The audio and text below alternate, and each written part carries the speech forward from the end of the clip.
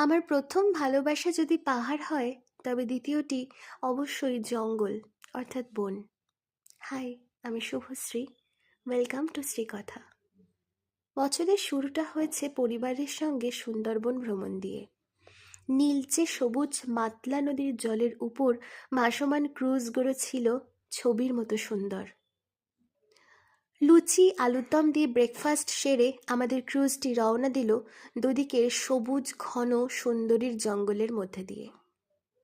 মাতলা নদী শীতকালে যতখানি শান্ত স্নিগ্ধ, বর্ষাকালে এর রূপ ততখানি ভয়ঙ্কর।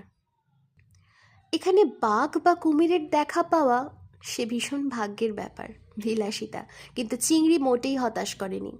স্ন্যাক্স সেরেছি চিংড়ির পকোড়া এবং কফি দিয়ে। আজকের আমাদের গন্তব্য ছিল গোসাবা। গোসাবা মূলত দুটি হেরিটেজ সাইটের জন্য ফেমাস। প্রথমটি হ্যামিল্টন বাংলো, যা প্রায় 120 বছরের পুরনো, এবং দ্বিতীয়টি রবীন্দ্রনাথ ঠাকুরের বাংলো, যা তৈরি হয়েছে 1932 এর কাছাকাছি। স্থানীয় মানুষদের কাছে এই দুটি ভূত বাংলো নামে বিশেষ পরিচিত হলেও ইতিহাসের ছাপ এই কাঠের পাটাতনে এখনও সজীব হয়ে আছে।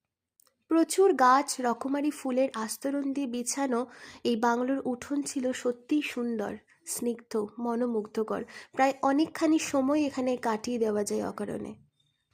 কবিগুরুর সুন্দরবন আসার প্রধান উদ্দেশ্য ছিল গোসাবায় রুরাল ডেভেলপমেন্ট এবং গভীরভাবে সুন্দরী এবং অন্যান্য বৃক্ষের পর্যবেক্ষণ।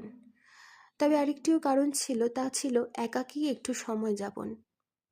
আমরা অনেকটা সময় এই বাংলো দুটিতে কাটিয়ে পরে ক্রুজে ফিরে গেলাম।